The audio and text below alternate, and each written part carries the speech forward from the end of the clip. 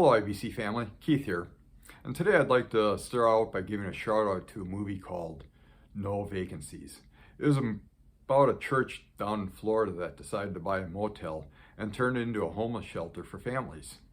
It was well worth my time watching this movie, so if you have a couple hours, look it up and give it a try.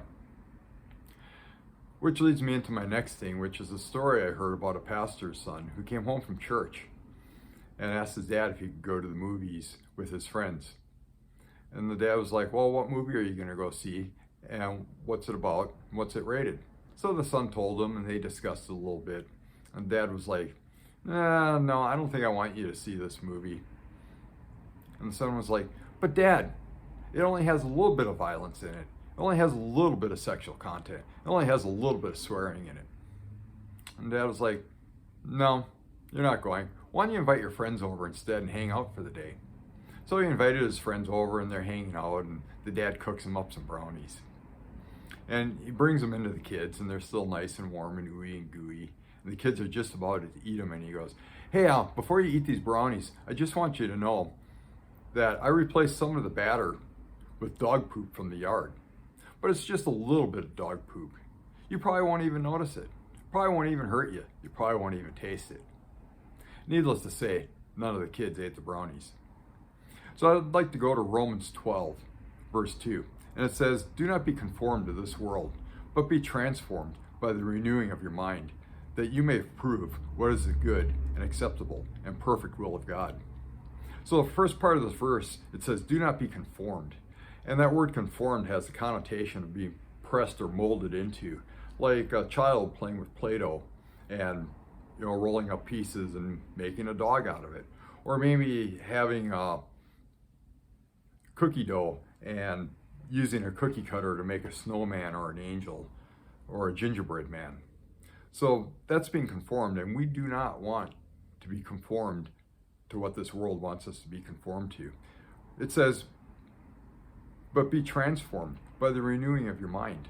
That word transformed is the Greek word metamorpho, which is where we get our word metamorphosis, which is a caterpillar spinning a cocoon and hanging out inside it for a couple weeks and coming out a butterfly. That is being transformed. And how are we going to renew our mind? We're going to do that by paying attention to what we put into it, what we listen to, what we watch, the things we hear. A lot of our off times are spent watching movies and TV, listening to music, playing video games, being on social media. And everything I do in these areas, I want it to stand up to the Word of God. I think about, if Jesus were here, would he watch this movie? And that's the standard I'm trying to go by. And I've started movies lately, and it's like I get into them 10, 15 minutes, and it's like, no, and I turn it off. And I don't want the world's ideas going into my mind. I want Bible going into my mind. And the third part of this verse, it says that you may prove what is the good and acceptable and perfect will of God. And what does God want us to do? What's his will for us? I'd like to go to two other verses. One of them is Mark 16, verse 15 in the NLT. It says, go into all the world and preach the good news to everyone. And John 14, verse 12, it says, most assuredly, I say to you, he who believes in me, the works that I do, he will do also, and greater works than these will he do. And if you think about it, what were the works that Jesus did? Jesus healed the sick. He opened the eyes of the blind. He made the deaf to hear. He cleansed lepers. He cast out demons, and he raised the dead back to life. Are we ready to do these works? I'm not. So I'm continuing to go on the path that I've been going down, which is to try to spend most of my free time in prayer, praising God, and listening to preaching and teaching sermons on YouTube. And by doing these things, I'm equipping myself to be ready to do this. A while back, I was at a Sean Foyt concert, and one of the t-shirts he had for sale was, the church has left the building. And as a church, as IBC, I believe we're getting ready to leave the building.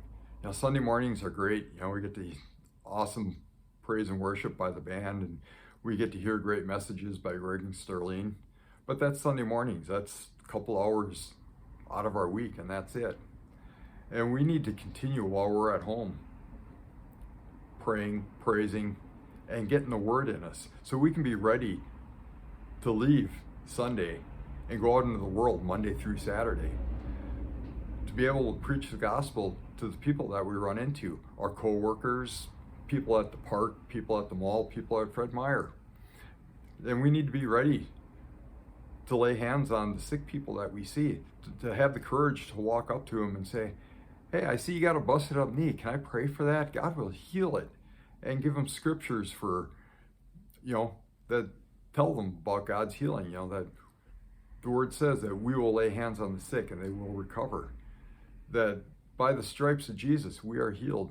We need to be able to do this out in our community, because that's the only way we're going to make a difference, is by being out in the community. So as you do your week this week, think about these things and start getting equipped.